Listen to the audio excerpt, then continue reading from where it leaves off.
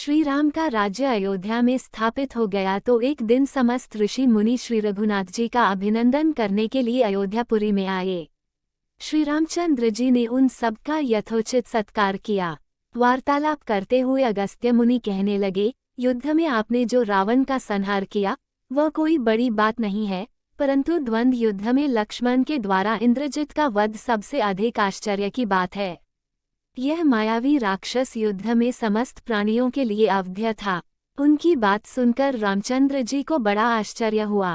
वे बोले, मुनिव, रावण और कुंभकर्ण भी तो महान पराक्रमी थे, महोदर, प्रहस्त, विरूपाक्ष भी कम वीर न थे, फिर आप केवल इंद्रजित मेघनाद की ही इतनी प्रशंसा क्यों करते हैं?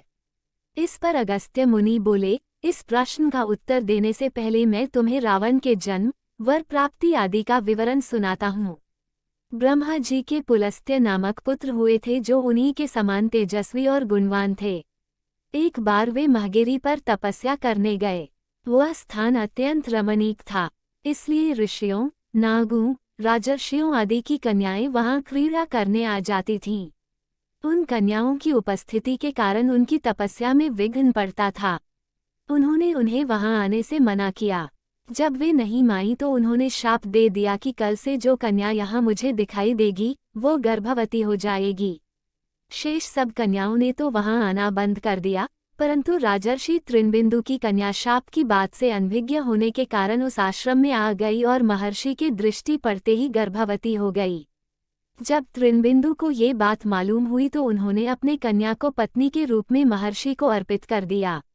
इस प्रकार विश्रवा का जन्म हुआ जो अपने पिता के समान वेदविद और धर्मात्मा हुआ। महामुनि भरद्वाज ने अपनी कन्या का विवाह विश्रवा से कर दिया। उनके वैश्रवन नामक पुत्र हुआ। वह भी धर्मात्मा और विद्वान था। उसने भारी तपस्या करके ब्रह्मा जी को प्रसन्न किया और इंद्र तथा वरुण के सदृश लोकपाल का पद पाया। फिर उसने त्रिकूट पर्वत पर बसी लंका को अपना निवास स्थान बनाया और राक्षसों पर राज्य करने लगा।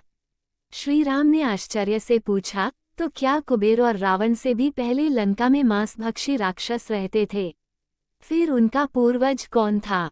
ये सुनने के लिए मुझे कौतूहल हो रहा है। अगस्त्य जी बोले, पूर्वकाल में ब्रह्मा जी ने अनेक जल जंतु बनाए और उनसे समुद्र के जल की रक्षा करने के लिए कहा। तब उन जंतुओं में से कुछ बोले कि हम इसका रक्षण रक्षा करेंगे और कुछ ने कहा कि हम इसका यक्षण पूजा करेंगे। इस पर ब्रह्मा जी ने कहा कि जो रक्षण करेगा वह राक्षस कहलाएगा और जो यक्षण करेगा वह यक्ष कहलाएगा। इस प्रकार वे दो जातियों में बंट गए। राक्षसों में हेती और प्रहेती दो भाई थे। प्रहेती तपस्या करने चला गया, परंतु हेती ने भया से विवाह किया जिससे उसके विद्युतकेश नामक पुत्र उत्पन्न हुआ। विद्युतकेश के सुकेश नामक पराक्रमी पुत्र हुआ। सुकेश के माल्यवान, सुमाली और माली नामक 3 पुत्र हुए। तीनों ने ब्रह्मा जी की तपस्या करके यह वरदान प्राप्त कर लिए कि हम लोगों का प्रेम अटूट हो और हमें कोई पराजित न कर सके। वर पाकर वे निर्भय हो गए और सुरों असुरों को सताने लगे। उन्होंने विश्वकर्मा से एक अत्यंत सुंदर नगर बनाने के लिए कहा।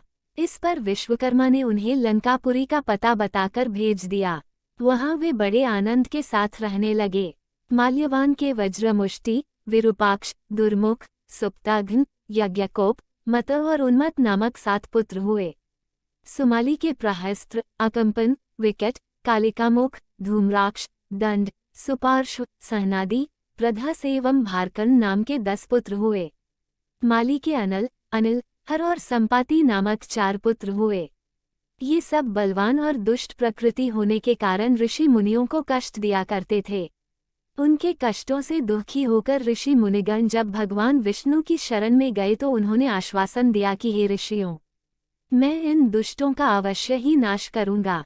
जब राक्षसों को विष्णु के इस आश्वासन की सूचना मिली तो वे सब मंत्रणा करके संगठित हो माली के सेनापतित्व में इंद्रलोक पर आक्रमण करने के लिए चल पड़े। समाचार पाकर भगवान विष्णु ने अपने अस्त्र शस्त्र संभाले और राक्षसों का संहार करने लगे। सेनापति माली सहित बहुत से राक्षस मारे गए और शेष लंका की ओर भाग गए। जब भागते हुए राक्षसों का भी नारायण संहार करने लगे तो माल्यवान क्रुद्ध होकर युद्ध भूमि में लौट पड़ा। भगवान विष्णु के हाथों अंत में वह भी काल का ग्रास बना। शेष बचे हुए राक्षस सुमाली के नेतृत्व में लंका को त्याग कर पाताल में जा बसे और लंका पर कुबेर का राज्य स्थापित हुआ। राक्षसों के विनाश से दुखी होकर सुमाली ने अपनी पुत्री कैशी से कहा कि पुत्री, राक्षस वंश के कल्याण के लिए मैं चाहता हूँ कि तुम परम पराक्रमी महर्षि विश्रवा के पास जाकर उनसे पुत्र प्राप्त करो। वही पुत्र हम राक्षसों की देवताओं से रक्षा कर सकता है।